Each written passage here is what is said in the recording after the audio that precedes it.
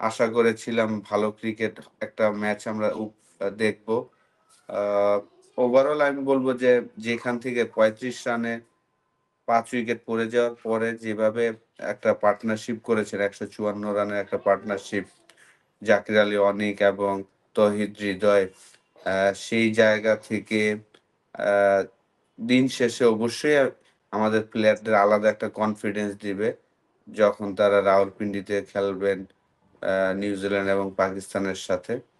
তো আজকের ম্যাচটায় আমার কাছে মনে হয় যে মাহমুদুল্লাহ ইনজুরড হওয়াটা আমাদের জন্য একটু আ ক্ষতি হয়েছে। আ হয়তোবা তার এক্সপেরিয়েন্সটা। যদিও ক্ষতি আমি অতটা বলব না।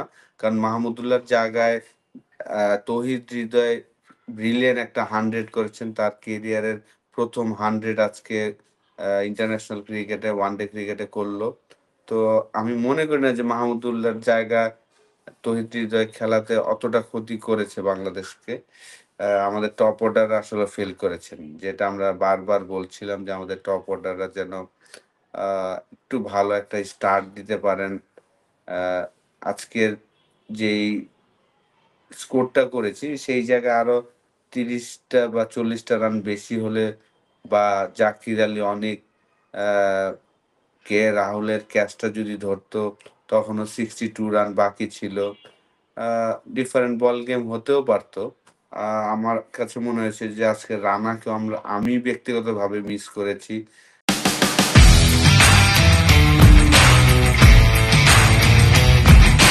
দেখেন ২২৮ রান করার পরে যেভাবে আপনার স্টার্টটা প্রয়োজন ছিল, আমাদের সেই স্টার্টটা কিন্তু পাইনি। আ ১ম ওভারে ৫ রান দিয়েছেন তাসকিন, 2nd ওভারে মুস্তাফিজ চমৎকার একটা ওভার করেছেন। 3rd ওভার থেকে কিন্তু আবার একটু রান দেওয়া শুরু হয়ে গেল। আ আমার কাছে যেটা মনে হয়েছে যে যেহেতু তানজিম সাকিবকে আজকে খেলানো হয়েছে এবং আমরা সবাই জানি যে তানজিম সাকিব নতুন বলে কতটা আ ডেঞ্জারাস আরকি সে সুইং করাতে পারে এবং আর্লি ব্রেক থ্রু দিতে পারে। যেহেতু তানজিম সাকিবকে খেলানো হয়েছে আমার মনে হয় যে ক্যাপ্টেন এই জায়গায় এই ট্রিকটা হয়তোবা মিস করে ফেলেছেন যে তাকে কিন্তু ৮ নাম্বার ৭ নাম্বার বা ৯ নাম্বার ওভারে নিয়ে এসেছেন। অ্যা আরকি ওয়ান চেঞ্জ এ। ওই জায়গাটা আমার মনে হয়েছে যে ক্যাপ্টেন্সি একটা আ যেহেতু তানজিম সাকিব উইকেট টেকার এবং নতুন বোলার, তাকে আপনি যদি ৭ বা ৯ নাম্বারের ওভারে আনেন, আ এই জায়গাটায় আমার কাছে মনে হয়েছে যে আ ১২৮ রান করে আপনার আর্লি উইকেটের জন্য মেইন বোলারকে আরকি যারা উইকেট টেকার হতে পারে নতুন বলে, ওই বোলারকে আপনি ইউজ করেন নাই। আ যদিও মুস্তাফিজ অনেক এক্সপেরিয়েন্স আমরা বিপিএল এও দেখেছি যে পুরা বিপিএল এ সে নতুন বলে বল করেছেন। কিন্তু আমরা সবাই জানি যে তার নতুন বল থেকে পুরানো বলে এই দুবাইয়ের উইকেটে যত পুরানো হবে তত ডিফিকাল্ট তার বল খেলাটা। ওই জায়গাটায় আমার মনে হয় যে ক্যাপ্টেন, ম্যানেজমেন্ট তো ক্যাপ্টেন তো আর একা ডিসিশন নেয়নি। ডেফিনিটলি বোলিং ইউনিট এবং ম্যানেজমেন্ট সবাই মিলেই এই ডিসিশন গুলা নেয় যে কাকে দিয়ে নতুন বল করাবেন, কখন করাবেন। এই জায়গাটা মিস করে ফেলেছেন বাংলাদেশ টিম। আ আমার কাছে যেটা মনে হয়েছে যে তারা আসলে বাংলাদেশ টিম হয়তোবা চিন্তা করেছেন যে পাকিস্তানের সাথে তাকে খেলাবেন। এর আগে হয়তোবা তাকে রেস্ট দিচ্ছেন।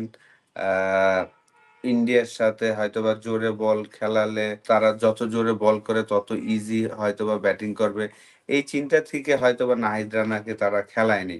কিন্তু আপনার হাতে একটা বোলার আছে 150 তে বল করতে পারে এবং আমরা জানি যে যেকোনো ব্যাটসম্যানের জন্যই 150 কিলোমিটার বল ফেস করা কিন্তু এত সহজ না। মিস্টেক করেছে আমার মনে হয় যে নাহিদ রানাকে না খেলানোটা আজকের ম্যাচে। যেহেতু আজকের ম্যাচটা আপনার ইম্পোর্টেন্ট ম্যাচ ছিল। যদি আপনি ম্যাচ জিতা থাকতেন তাহলে কিন্তু পরের ২ টা ম্যাচ আপনার জন্য সহজ হতো। এখন কিন্তু পরের ২ টা ম্যাচই আপনার মাস্ট উইন গেম যদি সেমিফাইনাল খেলতে হয়। তো সেই জায়গায় নাহিদ রানাকে না দেখে আমিও অবাক হয়েছি। আ আপনার কারণ আমি যদি ক্যাপ্টেন হতাম ডেফিনিটলি আমি ফার্স্ট চয়েস তাকেই করতাম। কারণ যেহেতু সে 150 কিলোমিটার বল করতে পারে এবং ভালো রিদমেও কিন্তু ছিল। সেই জায়গায় তাকে ম্যানেজমেন্ট চিন্তা করেনি। আমি একটু অবাকই হয়েছি।